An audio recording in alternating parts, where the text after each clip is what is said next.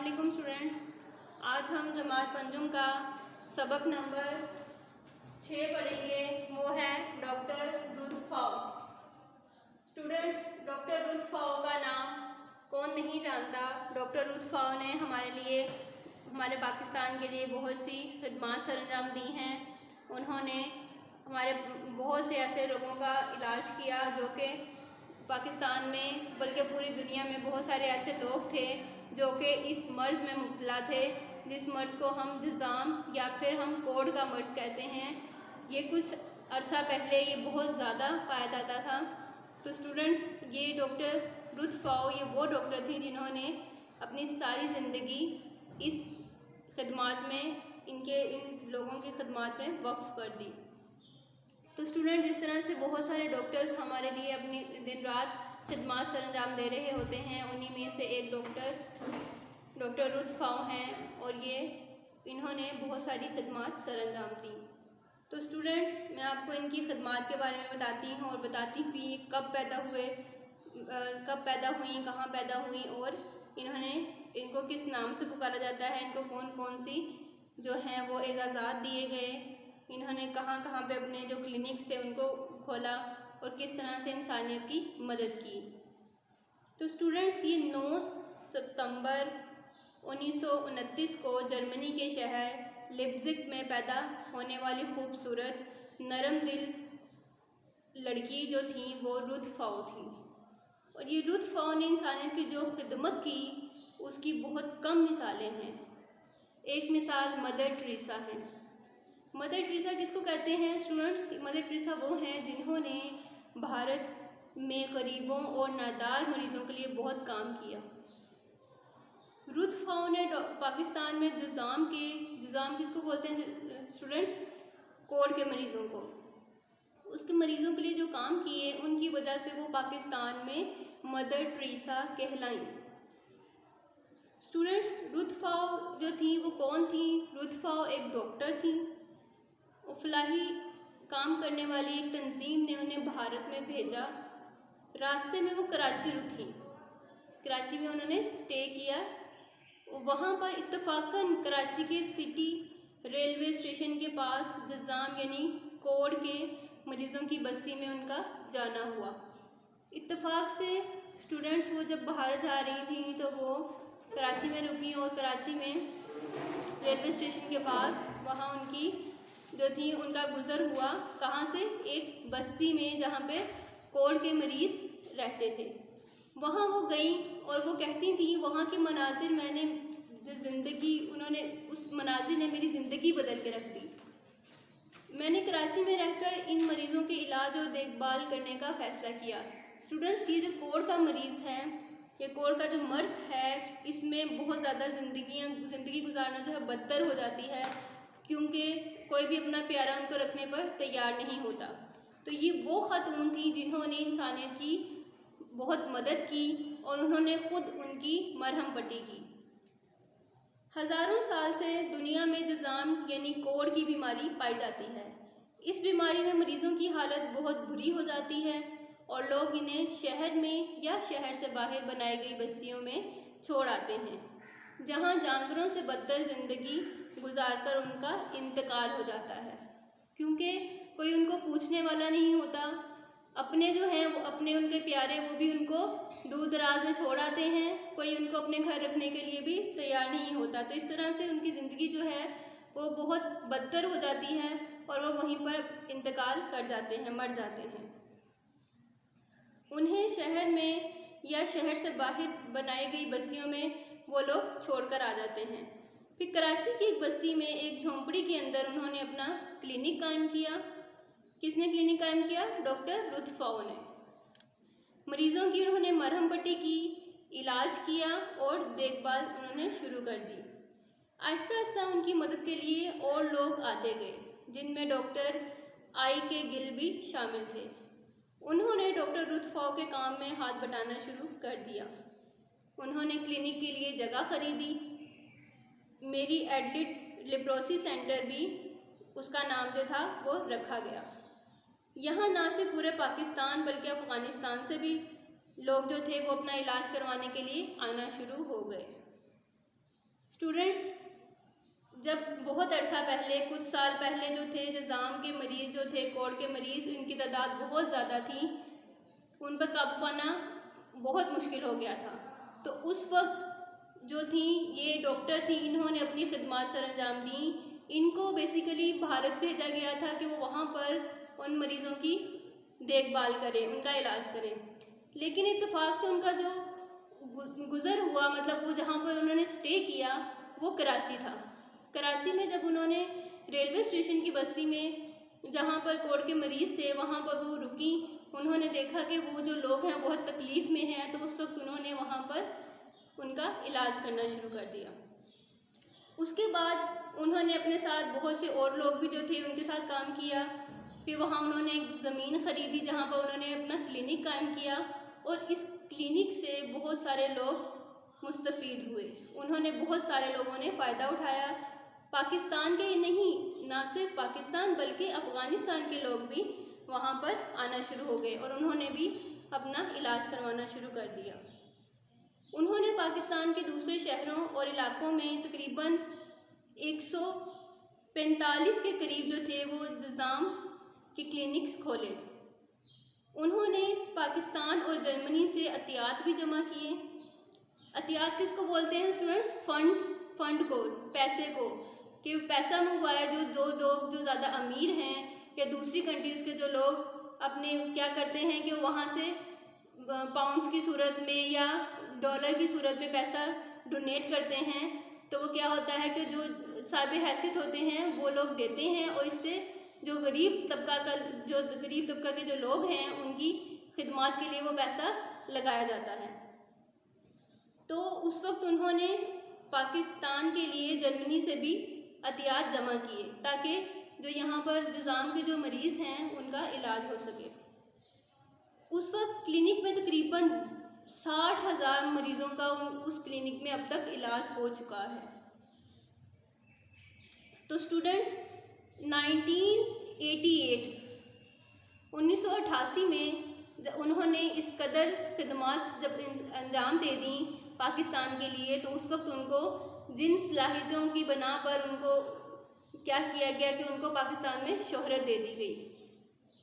तो उस वक्त उनकी मुसलसल और मेहनत कोशिश की वजह से 1992 में आलमी इदारा सेहत ने पाकिस्तान को एशिया का पहला मुल्क करार दे दिया जहां जुज़ाम की बीमारी पर काबू पाया गया। यानी एशिया के जो ममालिक थे उन्होंने पाकिस्तान एक वाहिद मुल्क ऐसा था कि उसमें जुज़ाम यानी कोढ़ के मरीज़ों पर काबू पा लिया गया था, उस बीमारी को कंट्रोल कर लिया गया था, और हज़ारों मरीज़ों की बजाय सिर्फ चंद मरीज़ रह गए थे जिनका इलाज जारी है। जुज़ाम पर काबू पाने के बाद अब क्लिनिक्स में टीबी और नाबीनापन का भी इलाज किया जा रहा है। जी स्टूडेंट्स, ये वो क्लिनिक्स हैं जो कि डॉक्टर रुतफ़ा ने कायम किए, और उनके साथ और भी जो डॉक्टर्स थे उन्होंने भी अपनी खिदमत सरअंजाम दी, और डॉक्टर रुतफ़ा ने इनके लिए एहतियात कहाँ से जमा किए? जर्मनी से। तो उन्होंने उस वक्त अपनी निगरानी में लोगों के इलाज मुआवजे के लिए लोगों को तरबियत देने का भी काम किया। जुज़ाम के मरीज़ों के इलाज और देखभाल के अलावा उन्होंने 2005 के ज़लज़ले और 2010 के सैलाब में भी लोगों की बहुत मदद की। अपने एक इंटरव्यू में मुस्कुराते हुए लिखती हैं, ये बताती हैं कि उर्दू में बताया कि मैं सर पर चादर ओढ़े पाकिस्तान के दूर दराज इलाकों में जाती हूँ तो लोग मुझे पठान या अफ़गानी समझते हैं और कहते जाते हैं अम्मा को ना रोको। यूँ मुझे हर जगह जाने की आज़ादी मिल जाती है। सब जानते हैं कि मेरा मकसद सिर्फ़ और सिर्फ मरीज़ों का इलाज और देखभाल है। इस तरह जी स्टूडेंट्स, डॉक्टर रुतफ़ा की फ़ैमिली के बारे में आपको मैं बताती हूँ कि डॉक्टर रुतफ़ा के कितने बहन भाई थे। डॉक्टर रुतफ़ा की 4 बहनें और 1 भाई था। भाई का इंतकाल बचपन में हो गया था। उन्होंने अपने मुल्क, अपना ख़ानदान, अपना दोस्त अहबाब सब को छोड़कर गैर लोगों में आकर रहना और उनकी खिदमत करना और उन पर अपनी सारी ज़िंदगी जो थी उन्होंने वक्फ़ कर दी। ये उनके लिए कोई आसान काम नहीं था स्टूडेंट्स, बहुत मुश्किल काम था कि अपनी फैमिली को छोड़ना और अपने मुल्क को छोड़ना और सारे अपने दोस्त अहबाब रिश्तेदार सबको छोड़कर किसी दूसरे मुल्क में चले जाना और वहाँ पर लोगों की खिदमत करना, इंसानियत के लिए अपनी तमाम ज़िंदगी वक्फ कर देना, ये आसान काम नहीं होता। लेकिन डॉक्टर रुथ फ़ाओ ने ये खिदमत सरअंजाम देने के लिए अपना सब कुछ खो दिया। उन्होंने अपनी पूरी ज़िंदगी इंसानियत की बेलौस खिदमत में गुजार कर 10 अगस्त 2017 को वफ़ात पाई। स्टूडेंट्स, ये बहुत हिम्मत वाली खातून थी, ये कभी नहीं घबराती थी। इन्होंने मरीज़ों का इलाज खुद किया, खुद उनकी मरहम पट्टी भी ये करती थी। उसके बाद उनकी खिदमत के सिले में उनको कौन कौन से एजाज़ात मिले थे, उनकी खिदमत के सिले में उनको मिलने वाले एजाज़ात की जो फहरिस्त है वो बहुत तवील है, बहुत लंबी है, क्योंकि उन्होंने बहुत ज़्यादा इंसानियत की खिदमत की, इसलिए उनको बहुत ज़्यादा एजाज़ात से नवाजा गया। हुकूमत पाकिस्तान की तरफ से उन्हें हिलाल इम्तियाज़, हिलाल पाकिस्तान, निशान कायद-ए-आज़म और सितारा कायद-ए-आज़म के एजाज़ात दिए गए। ये तो वो एजाज़ात थे जो कि उनको हुकूमत पाकिस्तान की तरफ से मिले। तो स्टूडेंट्स, ये कौन कौन से एजाज़ात थे? उनमें सबसे पहले है हिलाल इम्तियाज़, दूसरा है हिलाल पाकिस्तान, निशान कायद-ए-आज़म, सितारा कायद-ए-आज़म। ये वो एजाज़ात थे जो उनको हुकूमत पाकिस्तान की तरफ से मिले। तो स्टूडेंट्स, रुथ फ़ाओ को किस तरह दफनाया गया? डॉक्टर रुथ फ़ाओ को सरकारी एजाज़ात के साथ दफनाया गया। इससे पहले कौन कौन सी हस्तियां ऐसी थीं जिनको सरकारी एजाज़ात के साथ दफनाया गया था? उनमें थी कायद-ए-आज़म और अब्दुल सत्तार ईदी। जी स्टूडेंट्स, कायद-ए-आज़म तो सबको पता है कि वो एक बहुत मशहूर हस्ती हैं जिन्होंने पाकिस्तान बनाने के लिए दिन रात मेहनत की और अपनी अनथक कोशिशों और मेहनत की वजह से आज हम अपने मुल्क पाकिस्तान में बैठे हैं। उन्होंने मुसलमानों के लिए एक अलग वतन का क़याम किया और हमें आज अपना मुल्क पाकिस्तान हमें हासिल है उनकी कोशिशों की वजह से। उसके बाद अब्दुल सत्तार ईदी कौन थे? अब्दुल सत्तार ईदी वो हस्ती हैं जिन्होंने इंसानियत की बेलौस खिदमत की। इन्होंने बहुत सारे ईदी सेंटर कायम किए जहाँ पर जो लोग अपने प्यारों को छोड़ जाते हैं वो उनकी देखभाल करते हैं और उनके लिए ज़राए मुहैया करते हैं जहाँ पर वो अपने काम कर सकते हैं और उनको खाना दिया जाता है। इसके बाद वो तीसरी हस्ती हैं डॉक्टर रुथ फ़ाओ, जिनको सरकारी एजाज़ात के साथ दफनाया गया और जिन्हें ये एजाज़ मिला। स्टूडेंट्स, ये कम एजाज़ की बात नहीं है। तो कौन कौन सी हस्तियाँ थी वो? नंबर 1 कायद-ए-आज़म, नंबर 2 अब्दुल सत्तार ईदी और उसके बाद जो तीसरी शख्सियत थी जिनको ये एजाज़ मिला वो कौन थी? Doctor Ruth Pfau. उनकी वफ़ात के बाद जो उनका घर था उसको उनकी रिहाइशगाह को म्यूज़ियम की जगह दे दी गई, उसमें तब्दील कर दिया गया और उनकी बेलौस और मुखलिसाना कोशिशों के एतराफ़ में वज़ीर आला सिंध ने कराची के सिविल हस्पताल का नाम तब्दील करके डॉक्टर रुथ फ़ाओ हस्पताल रखने का ऐलान किया। जी स्टूडेंट्स, जब पाकिस्तान में उन्होंने इस कदर अपनी खिदमत सरअंजाम दी कि उन्होंने इस जो मर्ज़ था, निज़ाम यानी कोड का जो मर्ज़ था उसके लिए बहुत ज़्यादा कोशिशें की, बहुत ज़्यादा मेहनत की इसको ख़त्म करने के लिए। तो उस वक्त उनको वज़ीर आला जो सिंध कराची के हैं उन्होंने क्या किया था, उन्होंने कहा कि मैं अपने जो सिविल हस्पताल जो कराची का है उसका नाम तब्दील करके डॉक्टर रुथ फ़ाओ के नाम पर रख दूँगा। उसके बाद डॉक्टर रुथ फ़ाओ ने कुछ किताबें भी लिखी जिनमें से एक का नाम टू लाइट अ कैंडल यानी शम्मा जलाना है। तो स्टूडेंट्स, ये तो डॉक्टर रुथ फ़ाओ की मैंने आपको ज़िंदगी के बारे में बताया कि डॉक्टर रुथ फ़ाओ कौन थी, ये कब पैदा हुई, कहाँ पैदा हुई, इन्होंने क्या क्या काम सरअंजाम दिए और ये पाकिस्तान में इन्होंने कितने सेंटर्स कायम किए निज़ाम के क्लिनिक्स, और इसके बाद उनकी जो फैमिली थी वो कितनी थी, इनके बहन भाई कितने थे और इनके एजाज़ात कौन कौन से मिले। इसके बाद पाकिस्तान में उनको शोहरियत कब दी गई, उसके बाद इनका जो घर था उसको म्यूज़ियम में तब्दील कर दिया गया और उसी के वजह से उसके बाद फिर जो था उनका वज़ीर आला सिंध, उसने भी सिविल अस्पताल का नाम तब्दील करके डॉक्टर रुतफ़ाव के नाम पर रख दिया। उसके बाद लास्ट में मैंने आपको बताया कि डॉक्टर रुतफ़ाव ने कुछ किताबें भी लिखी, जिनमें से एक का नाम मैंने आपको बताया टू लाइट अ कैंडल, यानी शमा जलाना है। उसके बाद मीर दर्द ने एक शेर यूँ बयान किया है, दर्द दिल के वास्ते पैदा किया इंसान को, वरना अतात के लिए कुछ कम न थे करों में। तो जी स्टूडेंट्स, अब हम इसके बाद अपने अल्फाज मायने की तरफ चलते हैं। स्टूडेंट्स, हम अपने अल्फाज मायने की तरफ आ गए हैं। तो सबसे पहला हमारा अल्फाज है वो है फलाही।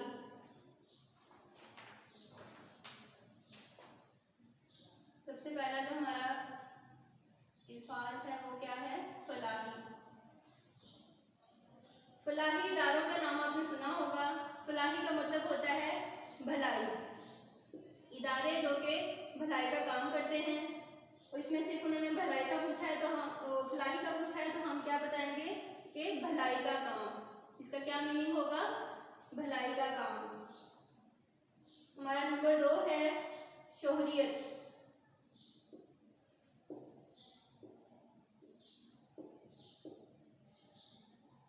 उसका मायने क्या है? किसी मुल्क का बाज़ाब्ता शहरी होना। जी स्टूडेंट्स, डॉक्टर रुतफ़ाव को भी शोहरियत हासिल थी पाकिस्तान में रहने की। जिस तरह आप दूसरी कंट्रीज में जाते हैं तो कुछ अर्सा रहने के बाद आपके डॉक्यूमेंट्स वहाँ पर जमा होते हैं। उसके बाद जी स्टूडेंट्स, हमारा नंबर 2 है शहरियत। शहरियत का मायने क्या है? किसी मुल्क का जो बाज़ाब्ता शहरी होना, यानी जैसे फॉर एग्जांपल कि हम पाकिस्तान में पैदा हुए हैं तो हमारी जो शहरियत है वो क्या है? पाकिस्तानी। इसी तरह डॉक्टर रुतफ़ाव को जो पाकिस्तान में काफ़ी अर्सा उन्होंने खिदमत सरअंजाम दी तो उनको भी पाकिस्तान की शहरियत हासिल हो गई। उसके बाद हमारा नंबर 3 है मुखलिसाना। मुखलिसाना का मायने क्या है? पुरखलूस, पूरे खलूस के साथ किसी काम को सरअंजाम देना। मुखलिस होकर किसी के साथ काम करना, यानी पुरखलूस होकर काम करना। आगे है नंबर 4 है हमारा बेलोस। बेलोस का मायने क्या है? बेगर्ज, बगैर किसी मुफाद के, बगैर किसी गर्ज के खिदमत सरअंजाम देना, जैसे कि डॉक्टर रुतफ़ाव ने बगैर किसी गर्ज के खिदमत सरअंजाम दी। रिहाइश का किसको बोलते हैं स्टूडेंट्स? रिहाइश का उसको बोलते हैं जहाँ पर रहा जाता है, हमारे रहने की जगह या हमारे घर जो है उसको हम कहते हैं रिहाइश का। तो इसका मायने क्या है? रहने की जगह। नंबर 6 है तंजीम।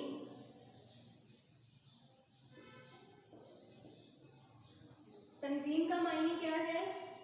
मुनज़्ज़िम जमात। मुनज़्ज़िम जमात।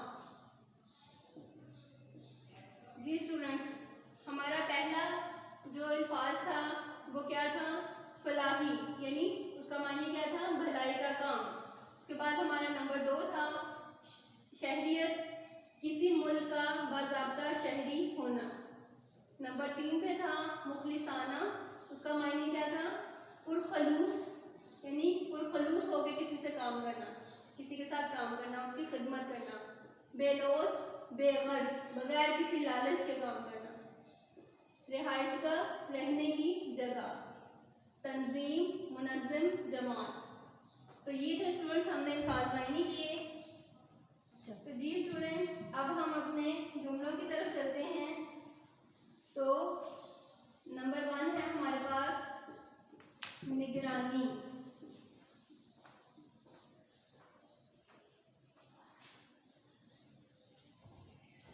निगरानी के बाद नंबर 2 पे है हमारा खिदमत।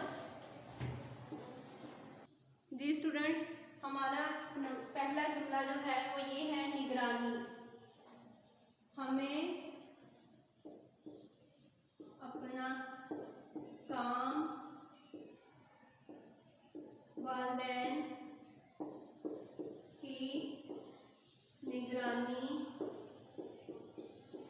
में करना चाहिए। खिदमत, तो स्टूडेंट खिदमत का जुमला हम क्या लिखेंगे? हमें अपने वालिदैन की खिदमत करनी चाहिए। उसके बाद अगला हमारा जुमला है नंबर 3, एतराफ़। एतराफ़ फौरन कबूल कर लेना। हमें अपनी गलती का एतराफ़ फौरन कर लेना चाहिए। नंबर 4 है हमारे पास ऐलान।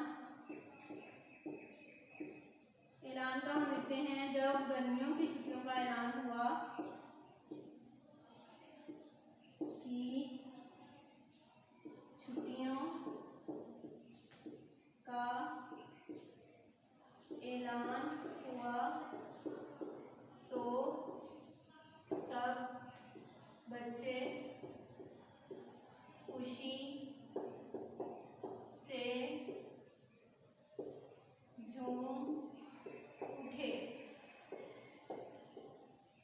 उसके बाद नंबर 5 है हमारे पास आखिरी जुमला है हमारा रिहाइशगाह। अली की रिहाइश गाह लाहौर में वाक़या है। तो जी स्टूडेंट्स, ये तो थे हमारे जुमले और मैं आपको इसको दोबारा रिपीट कर देती हूँ। नंबर 1 है हमारा निगरानी, हमें अपना काम वालिदैन की निगरानी में करना चाहिए।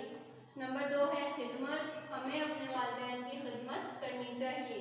नंबर 3 है एतराफ़, हमें अपनी गलती का एतराफ़ फ़ौरन कर लेना चाहिए। यानी अगर हमसे कोई गलती हो जाए तो हमें फ़ौरन मान जाना चाहिए कि जी हाँ, हमसे ये गलती हो गई है। ऐलान, जब गर्मियों की छुट्टियों का ऐलान हुआ तो सब बच्चे खुशी से झूम उठे। रिहाइशगाह, अली की रिहाइशगाह लाहौर में वाक़या है। जी स्टूडेंट्स, आप इन जुमलों की जगह जो आपको आसान जुमले लगते हैं आप वो भी बना सकते हैं। ज़रूरी नहीं कि आप इसी तरह के जुमले बनाएं, आप कुछ और भी जुमले बना सकते हैं, अपने पास से बना सकते हैं, लेकिन उसका मीनिंग जो है वो एग्जैक्ट होना चाहिए कि उसकी समझ आ जाए कि वो आपका सही जुमला होना चाहिए। तो जी स्टूडेंट्स, आज तो हमने पढ़ा डॉक्टर रुत फ़ाउ के बारे में। डॉक्टर रुत फ़ाउ कौन थी? डॉक्टर रुत फ़ाउ एक डॉक्टर थी जिन्होंने इंसानियत के लिए, इंसान की खिदमत में बेलौस काम किया। उन्होंने बेलौस होकर अपनी खिदमत सर अंजाम दी और उन्होंने जिज़ाम यानी कोढ़ के मरीज़ों के लिए अपनी खिदमत सर अंजाम दी और ये मदर टेरेसा के नाम से जानी जाती हैं। इन्हें बहुत सारे एजाज़ात से नवाजा गया। उसके बाद इनकी जो रिहाइशगाह थी उसको म्यूज़ियम में तब्दील कर दिया गया और वज़ीर आला सिंध ने सिविल अस्पताल का नाम चेंज करके डॉक्टर रुत फ़ाउ के नाम पर रखने का ऐलान कर दिया। उसके बाद रुत फ़ाउ ने तकरीबन 145 के करीब जो थे निज़ाम के क्लिनिक्स खोले, जहाँ पर 60,000 से ज़्यादा जो थे मरीज़ उनका इलाज अब तक हो चुका है। अब उन क्लिनिक्स में नाबीना लोगों का भी इलाज जारी है। तो स्टूडेंट्स, डॉक्टर रुत फ़ाउ ने अपने बहन भाइयों को, अपने मुल्क को, अपनी तमाम रिश्तेदारों को छोड़कर इंसानियत की खिदमत के लिए अपनी खिदमत सर अंजाम दी। उन्होंने पाकिस्तान के लिए अपना वक्त था, अपनी ज़िंदगी थी, उसको वक्फ कर दिया। तो स्टूडेंट्स, ये मदर जो थी, ये मदर टेरेसा इस नाम से जानी जाती हैं। मतलब ये डॉक्टर रुत फ़ाउ जो हैं ये एक डॉक्टर हैं। तो स्टूडेंट्स, मुझे उम्मीद है कि आपको ये आज का लेसन समझ आ गया होगा। अपना बहुत ख्याल रखिएगा। अल्लाह हाफिज़।